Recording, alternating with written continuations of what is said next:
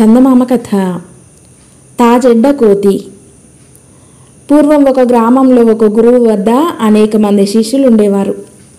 ఒకనాడు గురువుగారింట్లో వంట చెరుకు అయిపోయింది. అందుచేత శిష్యులందరూ ఎండుకట్టెలు ఏరుకు రావటానికి దగ్గరలో ఉన్న అడవికి వెళ్ళారు. ఈ శిష్యులలో ఒకడు వట్టి సోమరిపోతు. వాడు తప్పనిసరి అయితేనే గాని పని చేసేవాడు కాడు. ఒకవేళ పని చేయవలసి వచ్చినా సాధ్యమైనంత తక్కువగానే చేసేవాడు. శిష్యులు చాలామంది ఉన్నారు గనుక ఈ సోమరిపోతు ఎంత పని చేసినది ఎవరికీ తెలిసేది కాదు. దానికి తోడు వాడు తెలివైనవాడు గనుక తన సోమరితనం బయటపడకుండా ఎంతో జాగ్రత్త పడుతుండేవాడు.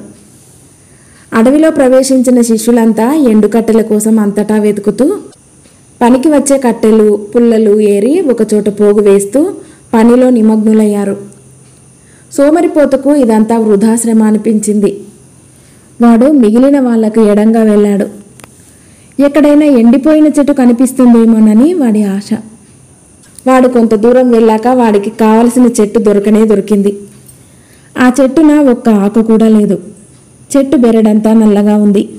అది ఎండు చెట్టేననుకున్నాడు సోమరిపోతు. ఈ ఒక్క చెట్టు విరిచి పట్టుకుపోతే చాలు, ఎంతకాలమైనా పనికి వస్తుంది అనుకొని సోమరిపోతూ మంచి నీడ చూసుకొని నిద్రపోయాడు. వాడికి నిద్రపట్టే సమయానికి మిగిలిన శిష్యుల మాటలు నవ్వులు వినిపిస్తూనే ఉన్నాయి. కానీ తీరా వాడు నిద్రలేచే సమయానికి చుట్టూ అంతా నిశ్శబ్దంగా ఉంది. పొద్దు కూడా చాలా వరకు వాలిపోయింది. సోమరిపోతుకు కంగారెత్తింది. తన తోటి శిష్యులు వంట చెరుకు మూటలు కట్టుకుని వెళ్ళిపోయారని వాడు గ్రహించాడు. ఎదురుగా కనబడే మొండి చెట్టు కొమ్మలు గబగబా విరిచి ఇంత మోపు కట్టి నెత్తిన పెట్టుకుని ఇంటికేసి పరిగెత్తసాగాడు. వాడు గురువుగారి ఇల్లు చేరేసరికి అప్పుడే మిగిలిన వాళ్ళు ఇల్లు చేరటము, తమ కట్టెలన్నీ ఒక కుప్పగా వేయటము కూడా అయింది. సోమరిపోతు రోజుకుంటూ వచ్చి వాళ్ళు వేసిన కుప్ప మీద తాను తెచ్చిన కట్టెల మోపు విప్పి పరిచాడు. అంతా సవ్యంగానే జరిగిపోయింది కదా అని వాడు చాలా సంతోషించాడు. ఆ రాత్రి గురువుగారు తన శిష్యులందరితో, ఒరే, ఫలాని గ్రామంలో రేపు సంతర్పణ చేస్తున్నారు. మనకందరికీ పిలుపు వచ్చింది.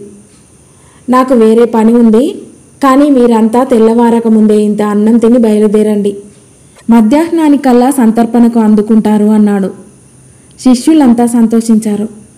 తెల్లవారుజామునే గురువుగారి భార్య శిష్యుల కోసం వంట చేద్దామనుకొని కిందటి సాయంత్రం వాళ్ళు తెచ్చివేసిన కుప్ప మీద నుంచి కట్టెలు తీసుకుపోయి పొయ్యి రాజేసింది. అయితే అవన్నీ పచ్చి కట్టెలు, సోమరిపోతూ తెచ్చినవి. అందుచేత ఏ వేళకు పొయ్యి రాజలేదు. అన్నం ఉడికేసరికి సూర్యోదయం కూడా అయిపోయింది. శిష్యులు సకాలంలో అన్నం తిని ప్రయాణమై సంతర్పణకు వెళ్ళలేకపోయారు. తాజెడ్డ కోతి వనమెల్లా చెరిచిందన్నట్టు ఒక్క సోమరిపోతు మూలంగా శిష్యులందరికీ సంతర్పణ లేకుండా పోయి ఆశాభంగం అయింది. కథ సమాప్తం.